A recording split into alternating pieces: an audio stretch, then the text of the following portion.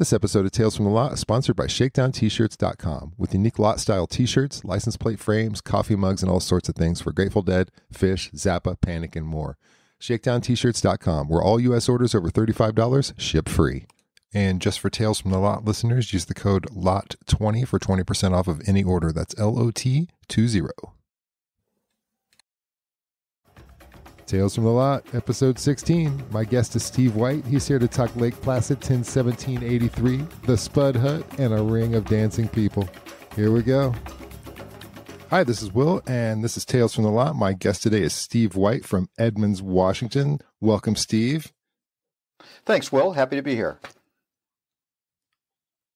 Yeah, awesome. So he wrote me a really fascinating email about a story of going to a show in Lake Placid, which we'll get to in a minute. But I'd like to hear your journey on how you got to the Grateful Dead and what you were into, sort of like growing up. What music were you buying as a youngster, or having your parents buy?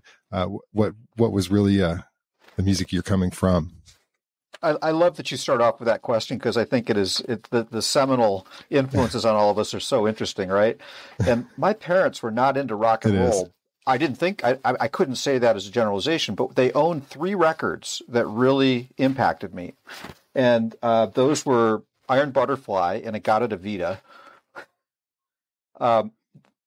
CSNY, Deja Vu, Classic, which would have been my first exposure to Jerry, and Abbey Road. Yeah.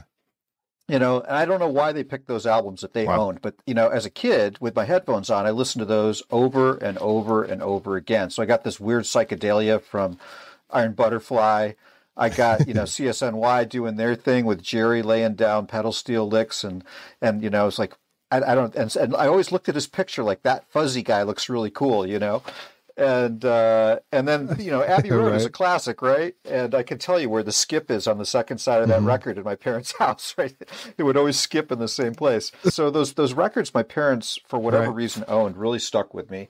And then, you know, I was blessed by having friends who really had diverse taste. I mean, we were listening to everything from Van Halen to, you know, Weather Report and everything else in between. My first concert was Styx. And that was incredibly mind-blowing, you know, seeing Styx on their Pieces of 8 tour, you know, Molly Hatchet and the Outlaws, you know, the Good Rats, all these cool bands that, you know, were coming through Rochester, New York, where I grew up. And then I got to, I changed high schools at one point, and those guys were all into like prog rock. So we started listening to Stanley Clarke and Jean-Luc Ponty and Larry Coryell and all kinds of crazy shit, which for 16-year-olds, in retrospect, I'm like, how the hell did these guys know that stuff? So I had this weird rock and roll, you know, transition into prog rock. And in the middle of all that, the first record I ever bought myself was Steve Miller Band, Fly Like an Eagle, which also had its weird little spacey things going on and inside all the pop rock. Right. Great record. But then you take all those things and you meld them together, and at the time, I had no idea where it was leading me, but it makes sense that it kind of led to the Grateful Dead, because that expressionist kind of exploring based into kind of folky, you know, all those things that I was listening to all made sense. But the crazy thing is, I couldn't stand the Grateful Dead. You know, all I'd heard was Steal Your Face over and over and over again. And this buddy of mine was, you know, one time said, I've got tickets to see the Grateful Dead. Do you want to go? And I was like, no, I don't want to go see the Grateful Dead. They suck. And he's like, come on. That's my story. Yeah. And he's like, just come on, let's go.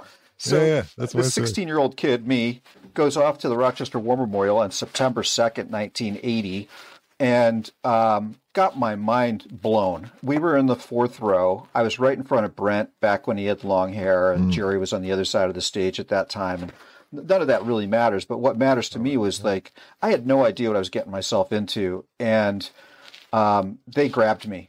And by the time we got the drums, that's back when they had the Beast, when they had those 2 big bass drums dangling from the rack in the back. And when Mickey and Billy were beating on that thing, it was literally making the Rochester War Memorial shake. Like, you could feel the floor vibrating like an earthquake. It was going up through my feet. And that was, you know, symbolic of the whole experience for me. So my first show, really, it's a great one too. If you dig that one out, I mean, they played a China Rider in the first set, Lost Sailor, Saint of Circumstance first set, second set, estimated a terrapin transition. Ico and Do were in that second set. And at that time, Ico and Do were not getting played that much. So it was kind of I didn't realize at the time, it was kind of a big deal, right? And I left that show going, wow, these guys are pretty fun. And again, I was a senior in high school at that point. So it was a very seminal moment for me, and really, really had a lot of fun.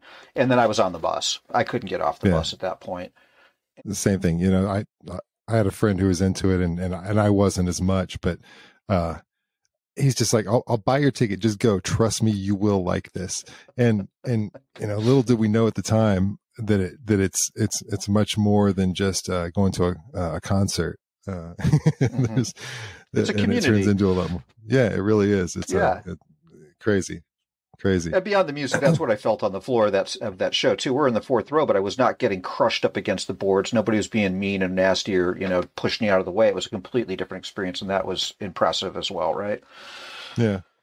So, and even in my time, I didn't see a whole lot of that. Like I was there, I was seeing them in the '90s, and I didn't see a whole lot of crushing, luckily, which was nice. So, but I know that it happened, and I always hear the stories. It was just out of excitement more than anything else, right? It wasn't really malevolent, and you hear all the tapes with Bobby's, singing that "Take a Step Back" song. I heard that a couple times, but it wasn't from a place of people. It wasn't a mosh pit, Right. No, I went to Buckeye one time, and I was like first or maybe second person. I don't remember clearly.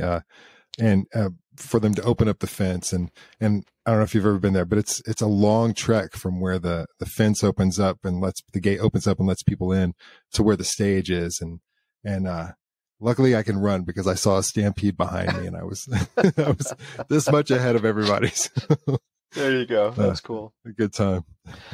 Well, so your friend took you to this one, and did you guys have some touring buddies that started seeing shows from that point on? I'm going to say no to that, because at that point, Dave and I were like the only deadheads in our town. And we were kind of, again, I was 16 years old. I didn't have a car. I barely had a license, so we weren't able to go just get on tour. That didn't happen until a couple of years later. When I got to college, that's when I really got more into the touring thing. And I went to a place called St. Lawrence University, which is way up in northern New York. It's closer to Ottawa than it is to any place else in New York. It's 8 hours north of New York City, so in the middle of nowhere. But I found a fraternity where these guys were all deadheads, and the fraternity is has a bad connotation to it typically, but we were the good guys. Like, we were the folks who, if you wanted to be in our fraternity, you were welcome to join us as long as you weren't an asshole, right? Nobody was blackballed, nobody was thrown out. We were just, and the basement of this place had Grateful Dead murals all around it. Shakedown Street, Wake of the Blues for Allah, Shakedown, all these different murals all over the place. And when I first got to St. Lawrence, I walked in the front doors as a freshman, and I had a ticket to a Buffalo show, and I just said, I'm looking for a ride to Buffalo. And the first guy that I talked to said, you're coming with me. And so I found my family there and ended up, joining that frat, and that became kind of my home base. And that's where all my touring came from, was there.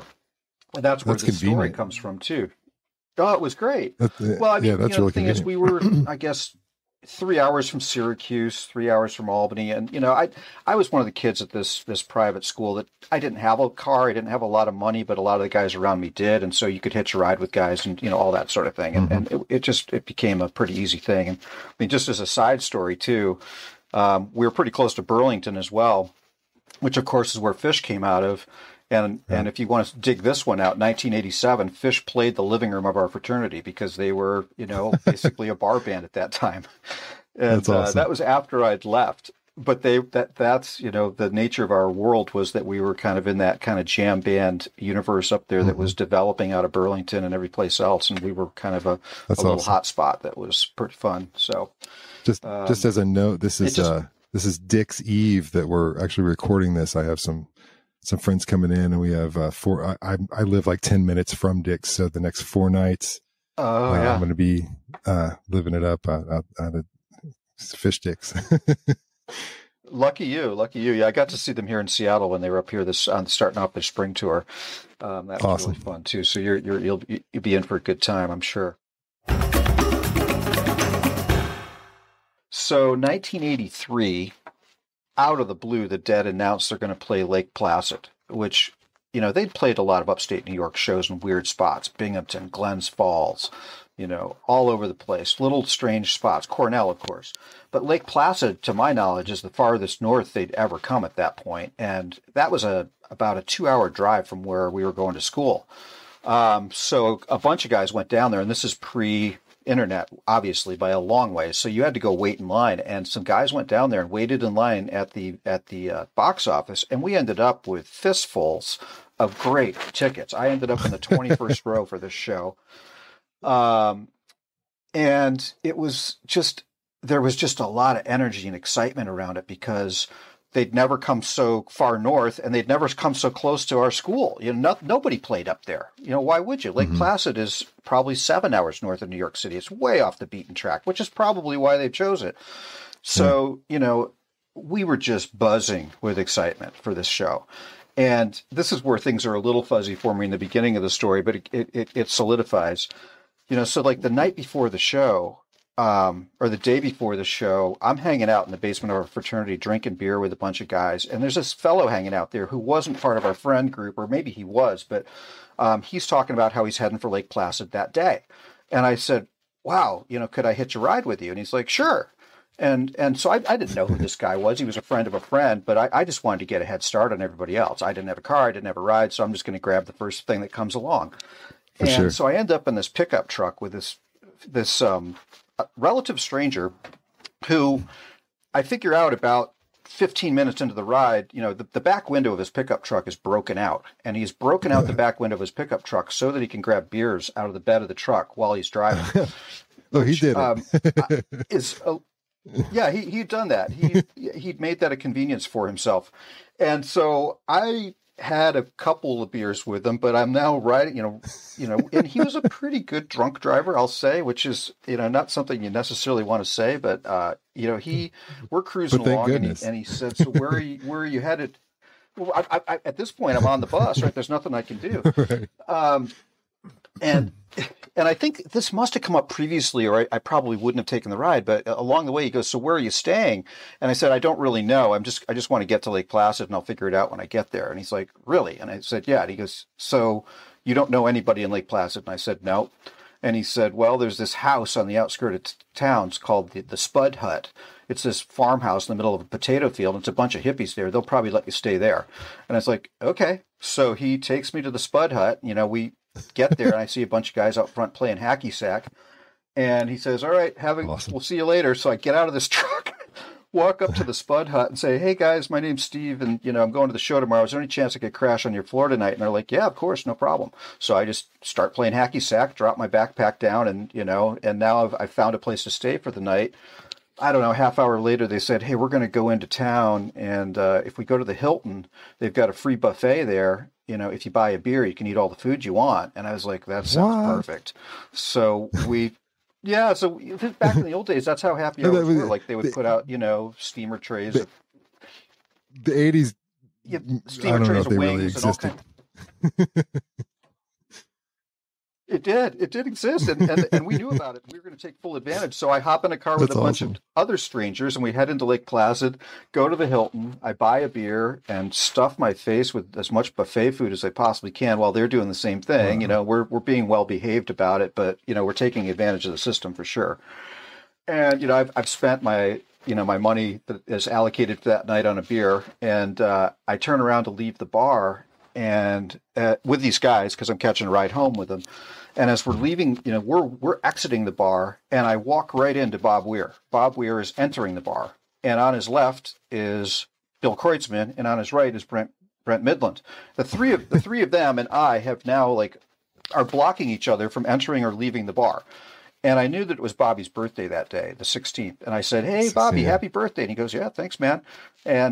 And I said, "How do you like the Adirondacks?" Because it was October in the Adirondacks, which is like the most beautiful time to be there. And he's like, it's freaking gorgeous, and we're really having a great time, and we're happy to be here. Like, that's so cool. And at this point, I'm like, I'm chewing on my tongue, trying to figure out what I'm going to say next. Right. At which point, Brent goes, "Where's the head in this place?" And I said, it's right down the hall. So I walk with Brent Midland down the hall to the men's room, take a piss with Brent, shooting the breeze with him while we're both, taking a leak. And at this point, I'm not going to leave. So I walk back down the hall with Brent back into the bar, and the guys that I come with are realizing what's going on. So, I mean, I had enough money to have one more beer. So I basically am hanging out with these guys. And the Bobby, Brent, and Bill kind of went off to their own corner, and we kind of let them be, but we're kind of all there slack-jawed, like we're hanging out in the Hilton with these guys. Right. And how can you not be? So I didn't really have much more interaction with them. Yeah, but also you didn't want to get up in their business too much either, right? Oh, yeah. So we had a polite encounter. But that was like I haven't even gotten to the show yet, right? And I've hitchhiked down in this crazy truck, found these crazy hippies, and then met the band, and then all that night before, and then ended up back at the Spud Hut and spent the night. And then the next day, of course, everybody's rolling into town, and again, a lot of anticipation. And I think one thing that can't be left out about this was the venue was the Olympic Ice Arena. It's 1983. 3 years prior to that, the Winter Olympics, the Miracle on Ice, was in this arena. This is where the U.S. hockey team had beat the Russians. So this was kind of a legendary venue where the Dead are going to be playing. And so there's a lot of vibe to the town. And we're only 3 years after the Olympics, so all the Olympic infrastructure is still present, and they can handle crowds and so on. But of course, also the hippies are all running around town blacking out the PL on all the signs. So instead of Lake Placid, it now said Lake Acid was what you saw everywhere you looked. That's great. That's great. And so the vibe was really good, Everybody's coming from all over the place, but you had to really want to be in Lake Placid to be at these shows. There's actually on YouTube, there's a video out there that I found a couple days ago. If you put in Lake Placid 1983 Grateful Dead, it pulls up this video, but then it says it's Kansas City. But when you look at the video, it's actually the parking lot of Lake Placid. And it's really grainy footage, but it's kind of a cool shot of Shakedown Street and all that. Anyway. I love digging that stuff up on YouTube. So all my buddies who, I didn't even know that it was out there. But it's kind of cool. And at one point, in the video, it's so grainy, but at one point I'm like, is that me walking through the parking lot? At the time I had hair, long blonde hair, right? But I don't know. We'll never know whether it was me or not, and it doesn't really matter.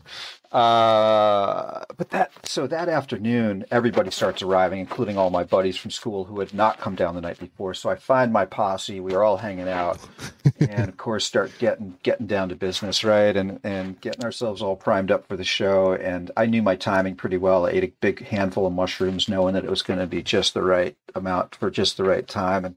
And we had reserved seats too, so there was no rush to get in. But then we couldn't help ourselves, and in we go. We get to our seats, and I don't know what the time frame was at this point because it all starts to get fuzzy. But I'm in the 20th row, looking right at the stage, going, "Holy cow, this is going to be amazing!" And this is where the trouble starts, because then when the lights go out, the band comes out, and I'm at this point, Jerry's on my side of the stage, and I'm 20 rows back, right in front of Jerry. And he looks white as a ghost. I mean, ashen. And I'm looking at him, and stuff is starting to happen in my brain. And I'm just like, oh my God, he is really sick. Jerry looks awful. Oh my God. And I now have convinced myself that he's so sick that this is going to be the last show ever. And I've got myself like wrapped up in this, and I'm like, oh my God, this can't be true. So I look down the road to one of my buddies, and he's got his head in his hands. His elbows are on his knees, and his head are in his hands. I'm like, oh my God, Mike knows too. And so I whisper to the person next to me, you better buckle up. This is going to be the last show. And they're like, what are you talking about? Look at him. Look, Jerry looks awful, And at that point, there were some shows where Jerry looked pretty awful. I think he has started to get into some, nasty business that he shouldn't have been doing. And of course, my brain was pretty twisted up, and I got myself pretty convinced that this was truly the end. And that was a little bit weird. Really weird way to start a show, right? Yeah, no doubt. But then they start to play. And I don't know whether you looked at the set list for this show, but they opened with a Sugaree. Yeah, I listened to the show and was wishing I had more time before you and I met just a few minutes ago for this to listen to that Sugaree one more time, honestly, because it's so good. Like, it's like what you're like, you get through it and you're like, wow, that's like the best sugary ever. And then like 5 minutes later, you're like, whoa, that really is the best sugary ever. And then like 5 minutes later, it's like 17 minutes long, and it's the best sugary ever. It's, and I think by my math, it was the longest song in the whole show. It was longer than Terrapin, you know? Maybe, yeah. And Jerry, starts off kind of loping through it, just kind of gently getting his way into it. And by the end, he was fanning. I mean, he was fully fanning at the end of the song. So at that point, I'm beginning to let go of the notion that this is the last show. I think he's going to be okay. And I think I'm going to be okay. They seemed inspired by the area, obviously. I mean, like, I don't know if it was the area or whatever, but you could tell by just that first song that there was some inspiration there that night for them. Oh, no doubt. Dude, they played that Sugaree as if it was the last show, but they also played it with so much energy that it was just like a launching pad, and it got the whole crowd going. Everybody was into it. And then, of course, into a little Red Rooster with Bobby, I think still trying to learn how to play slide guitar, man. That is like my least favorite song ever. And and him, I know he'd been playing slide for a little while at that point, but that was the low point of the show for me, but it was so early on, it was easy to forget, because then that nice down-tempo Friend of the Devil, which was just incredible. And then, I think one important thing about this era for folks who, came to the band a little bit later or whatever, there were a lot of songs that were pretty new still back then. And Brother Esau was one of them. That was up next. And that was a song that most of us had not heard before. Some of the real hardcore tours might have heard it, but I had not heard that song before. I love that song. It's great. By the way, it's a unique song in their catalog, and it's really cool. Atmospheric song. In that set, they're dropping in, Esau and Helena Bucket, which was also relatively new, in with all these old gems, Birdsong and then Deal to close that first set. And Deal, like Sugaree, they had their foot on the gas pedal. It's just a really, really great version of it with Brent. Just, I don't know, Brent's fills in that song are so solid, and it just, that first set, you couldn't be disappointed. It was just an amazing first set.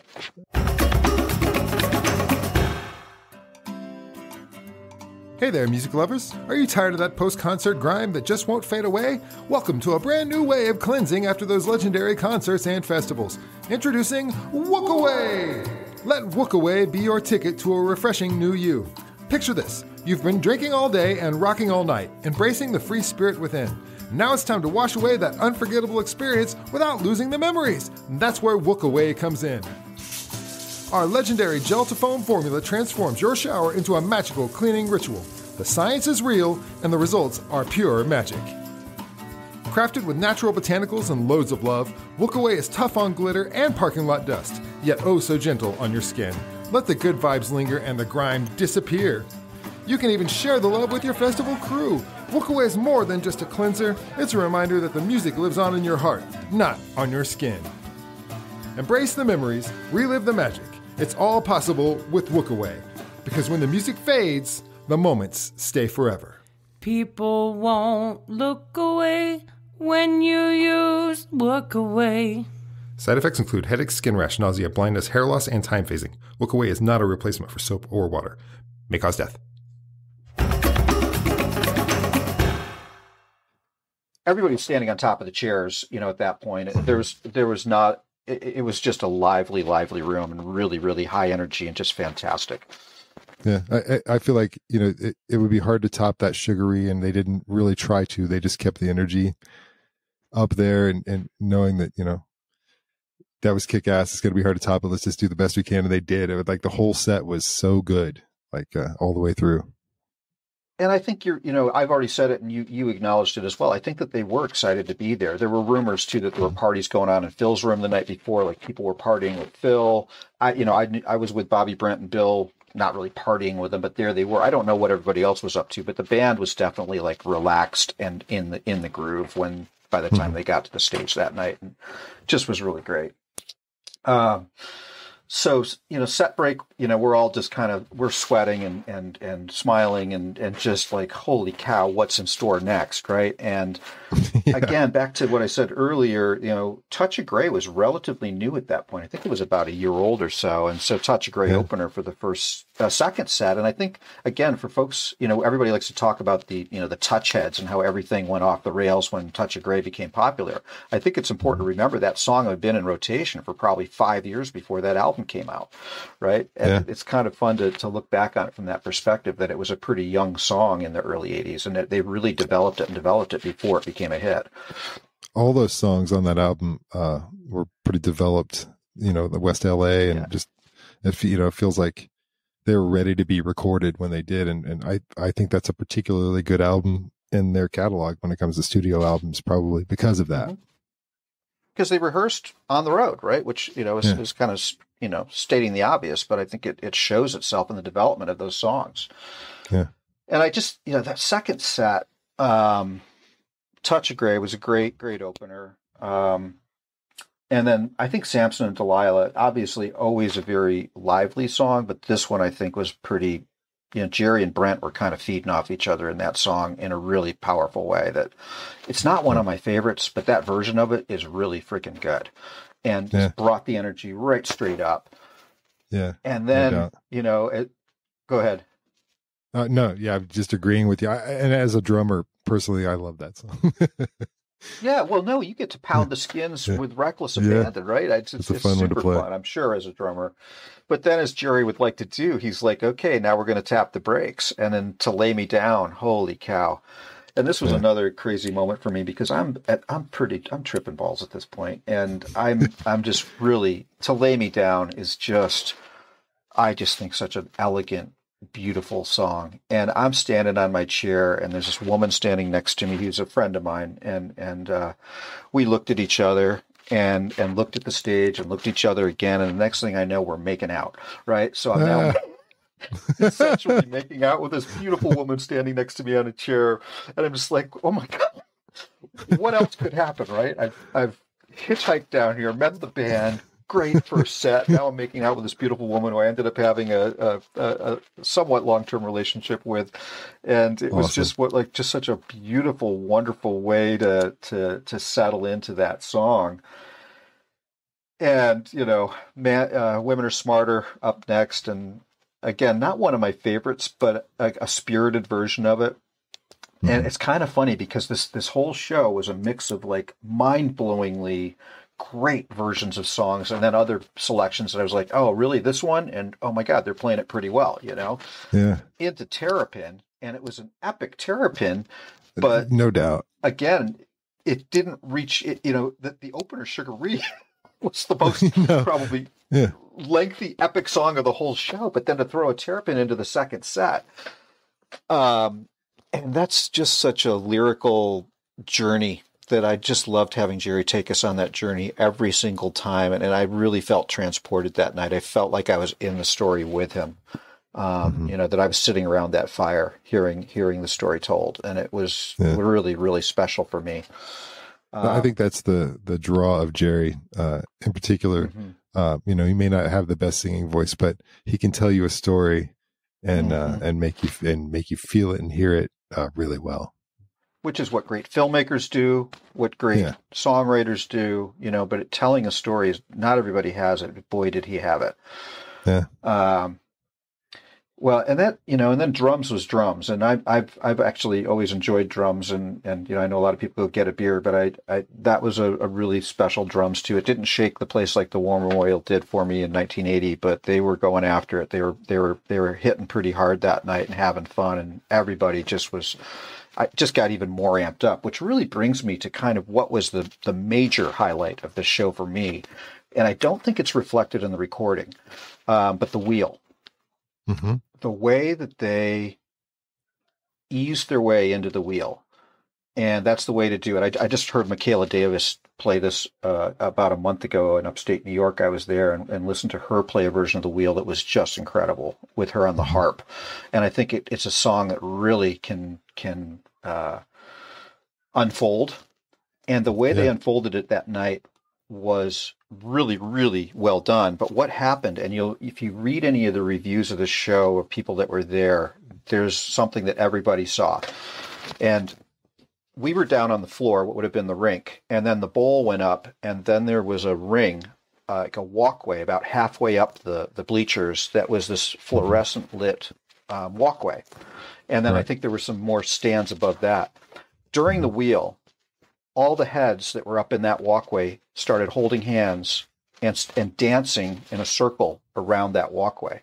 So when you looked rotating? up from the floor, rotating. So when you looked up from the floor, you saw silhouettes, backlit bodies, all holding hands in one continuous ring around the entire arena. And that ring was dancing. I don't know whether it was clockwise or counterclockwise, but the wheel was turning. And it didn't Only slow at a Grateful down, Dead show. Only at a Grateful Dead show. And all of us on the floor, we started tapping each other on the shoulder and saying, look up. And you could see this ring of people dancing around in that backlit way. And it was like the shadows of the terrapins or the shadows of the dancing bears, right? That you could see this unity and this movement that was in perfect rhythm with song. And it wasn't a special effect. It was people. And it makes my skin tingle. And spontaneous. About it. Yeah. It's totally spontaneous, totally in rhythm with the music, totally tied into the moment, and probably one of the most special musical moments I've ever had. And again, I don't think it's necessarily reflected in the recording. There are probably better versions of the Wheels that you can listen to, but when I listen to that version of the Wheel, it takes me right back to that floor and looking up and seeing that rotation happening. And I know it wasn't just me. Because you read the accounts and people are like, oh, don't forget about the wheel and all those dancers. It was something else. That happened. It did happen. And, and that's after all the other stuff we've talked about in the show. And I mean, that was second set. And, now I've got my new girlfriend holding my hand and we're dancing to this, and God, it was just crazy. But then back to kind of the unevenness of it, to pull I Need a Miracle out of that moment was just weird. Like, what a strange segue, Bobby, and God love him, I was like, what the hell? But then they just, from the wheel, they just put their foot on the gas all the way through the end of the show again, Miracle going down the road, good lovin'. It was just this lively, festive, don't stop dancing show. Yeah. And, by the time we got to the end of it, we were just all exhausted. Like, Jesus, what just happened? What could possibly come next? Right. And so we're all sitting there, as you do, trying to predict what the encore is going to be. Broke down, it wasn't Saturday night. So God, everybody's like pulling out all kinds of guesses. Nobody guessed Revolution. Right. No, no doubt. And I did dig this up because I was curious. They had debuted that 5 days earlier at Madison Square Garden. So this was only the second time they'd ever played it.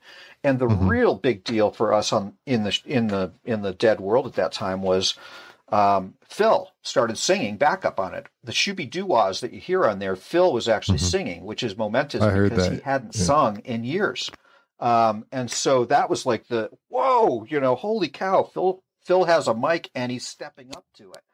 And throwing that baritone, shooby-doo-wah underneath the Revolution, it was really, really a special way to end that show. And we're all just like looking at each other like, what the hell just happened? Because by the time the show was over, we are stunned and amazed, dazed and confused, whatever you want to say.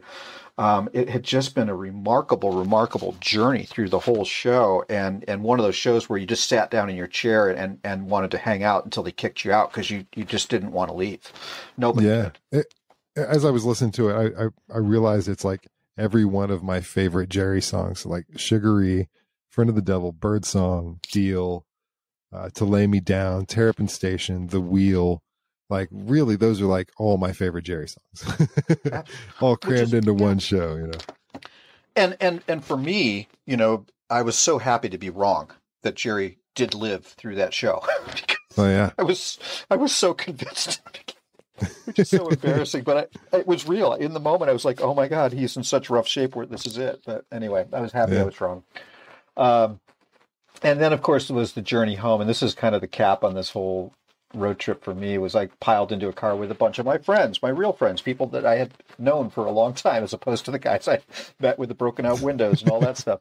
And we had about a 2-hour ride home. And of course, we're all kind of, I don't know, vibrating, we'll say, and working our way home. And we get to the town line, Canton, New York, where our school was. And we get pulled over by the cops at the town line. We've made it 1 hour and 55 minutes home and get pulled over. And we're just like, OMG, what is going to happen, you know? And he comes up to the window and goes, where are you guys coming from? Lake Placid. What was going on there? A concert. Who was playing? The Grateful Dead. Okay, great. Just wondering where all the cars are coming from. Have a good night. Oh. And waves us off. And we're just, wow. What just happened? So we drove the extra 5 minutes back to our house where we're just like, I can't believe any of this just happened. Right? Yeah. And I don't know whether anybody else got pulled over, but we escaped that. We dodged that bullet too. And so That's that a great was ending on that story. No kidding, right? I mean, the whole Like, thing for what else could happen? Oh, cops. Cops who wave you off and just say, have a nice night. What the the whole thing for me, I mean, and I think that was my 7th show at that point for Lake Placid. And I saw about, I don't know, 40 some more jury shows in some combination or another after that. But this particular show, and, you know, there's so many cliches about it, but the journey was as beautiful as the show itself. And the show was just stellar. So for me, you know, at that whole experience at that point, 19-year-old kid was so formative for me. It really reinforced the beauty of I don't know, embracing chaos or letting things kind of unfold in front of you and just knowing that it's going to work out. And I don't know that I'd like my daughters to get in a car with somebody they don't know who's got a broken out back window that's grabbing beers as he's driving down the road, but it worked out for me, you know? Yeah. Yeah. I'm with you on that one. I'm not sure I'd want my daughter doing many of the things I was doing when I was going to see the Grateful Dead either. But, yeah, exactly. But it is interesting that you know, those moments that we all have, or we meet somebody or what, and we're friends for a very long time because of this, or just all the adventures we got into because we wanted to go see the Grateful Dead. From even going and standing in line for tickets, you know, I have plenty of memories of some of the people that I was standing next to having a conversation for outside my Karma Records in Anderson, Indiana, at the Ticketmaster outlet, and you know, out there at 4 a.m. for Styx tickets or Grateful Dead tickets or you know, whoever. Yeah. So that's part of the journey too. You meet, I mean, it's such good stuff. It's like-minded people, right? When you're hanging out with people with similar tastes, it creates a community, and it can be in so many different ways. But this community that you're helping, you know, continue to what's the word I'm looking for? I don't know. You're helping keep the stories alive, which I really appreciate. But all of us sharing these stories with each other and listening to each other's stories and continuing to embrace the music wherever it's coming from is a really powerful thing for me. And I hold on to it with. I guess I still need that sense of community, and I'm just so happy this music brings it to all of us. Yeah, you know, there's not. I'm not aware of anything like this. I'm not sure that there will ever be anything like the Grateful Dead music and scene and community was. But that is why I do this, is because I want people to know that there was something kick-ass there, and you should know about it, and you know, and let's keep the spirit of that alive in some way. Because I mean, it was pure and it was good, and you know, sure there were dark elements too, but for the most part, there was a lot of love there. Yeah, absolutely, and I would suggest that it's still there, right? Even today, going to see Dead and Co shows, you still have that spirit there, but also like any story, like any individual story or group story, the story evolved over time too. I was on tour a lot in the '90s when, you know, quote unquote, the touch heads were in full play, and the band was having to tell people to, you know, be nice, don't destroy the communities that we're visiting. Don't be a dick. They had to write letters to the audiences and say, you guys have to straighten up your act. And they'd never had to do that before. And I don't think that any of the band members really ever wanted to play that role of being anybody's parent. But the whole scene did start to get out of control and morph. But I think as a community, we were able to kind of rein it in. Jerry's demise, I think, was probably tied to some of that scene getting as big and unwieldy as it did. The stress of it all. Best. Yeah, and it's a relationship. It's like a marriage or a working relationship or whatever. It's going to go through a lot of challenges, and the community, I think, continued to grow and expand in good ways and in ways that really challenged everybody. And I don't know. There were a lot of lessons to be learned in the parking lot as well as in the shows and on the journeys. It just became a lifelong journey of lessons for me, and I know for so many other people, which is why these stories are so fun to hear and share. Yeah, no doubt. I'm a much better person because of that whole experience. No doubt about it. I'm a much different person and better person. I have no doubt about it. I learned a lot along the way as well. Yeah. And as we did, and the songs reflect that too, the way that the songs were written and the way that all changed over time. It's just fun I feel like I spend probably too much time thinking and examining it all, but I can't help myself. There's a lot of depth. There's a lot of years to examine. Exactly. That's the beauty of it. You could pull the same song from 68 and 92. Absolutely. You can examine this all day long. Speaking of that, I had a discovery just last night. I was watching a Creedence Clearwater Revival documentary, and I had no idea that Tom Fogerty, John Fogerty's brother, had released an album where Jerry Garcia Band was the backing band. Huh. It's called Excalibur, and I didn't even know it existed. And it's a 1972 album with Jerry Garcia, Merle Saunders, Bill Vitt, and John Kahn backing up Tom Fogerty on a solo album. I'm always astounded where I find Jerry playing, but on a Tom Fogerty solo album with this entire band, what the hell? Yeah. And I've only started listening to it right before we met up. One day I was listening to a New Riders of the Purple Sage record that I picked up at the record shop.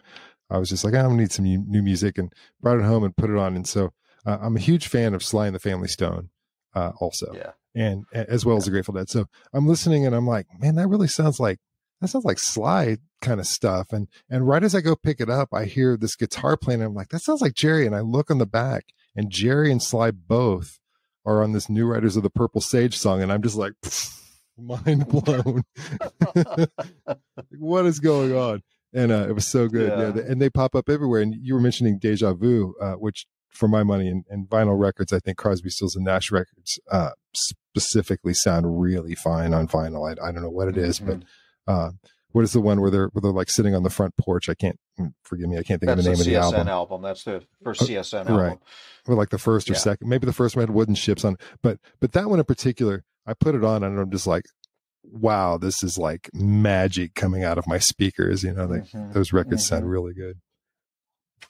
Yeah. So speaking of that, so I like to ask for recommendations because I know a lot of us in the community like to expand our horizons and learn about new and cool things and find things out. So I like to ask for, whether it's music or a specific book or maybe a movie or something that you thought was really good that people might enjoy.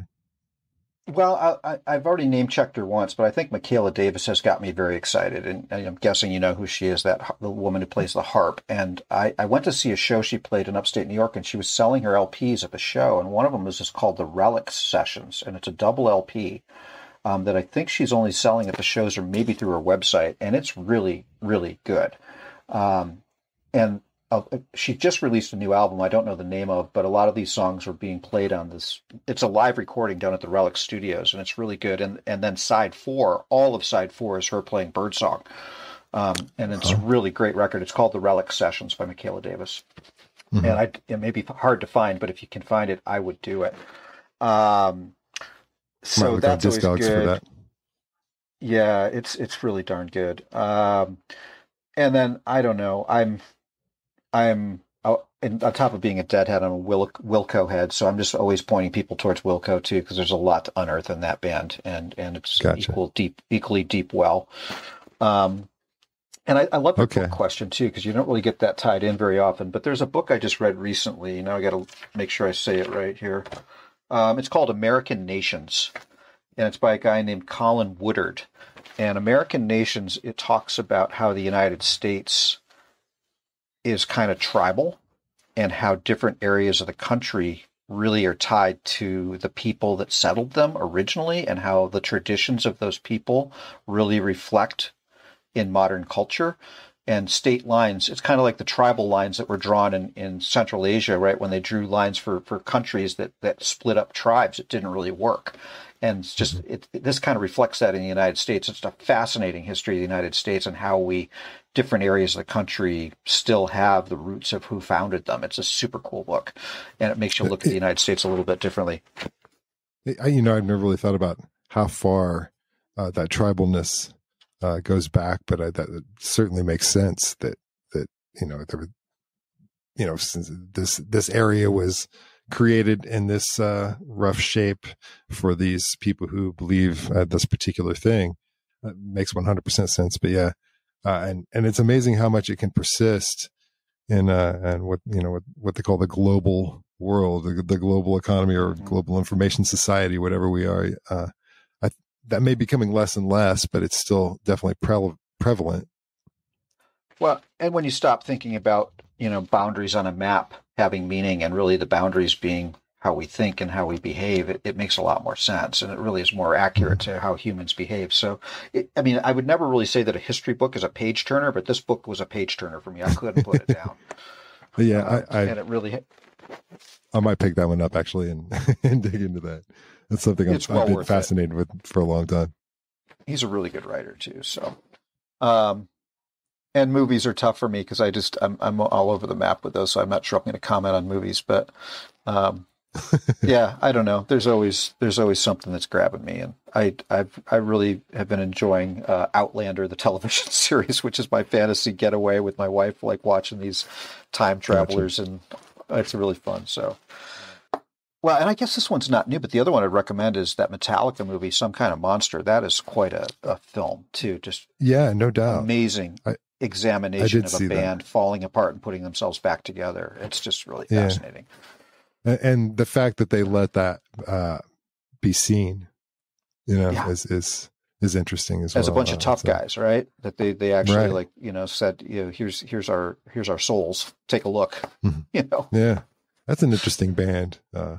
Really interesting band totally.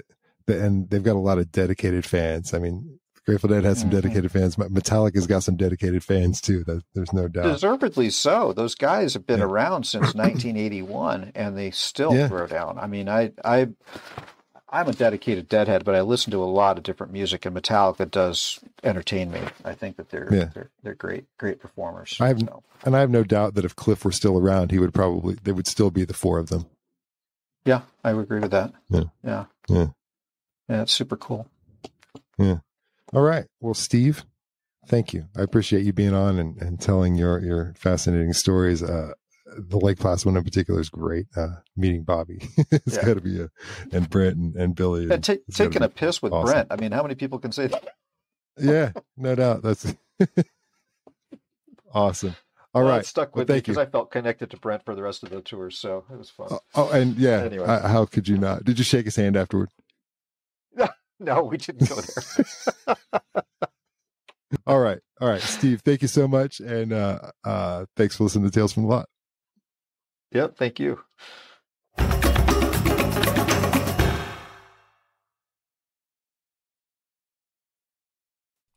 Hey now, do you have a great story about a Grateful Dead show you were at? I'd love to hear it and maybe have you on the podcast. Send me an email at will@talesfromthelot.org and let me know what show you would like to talk about and what made it so special to you.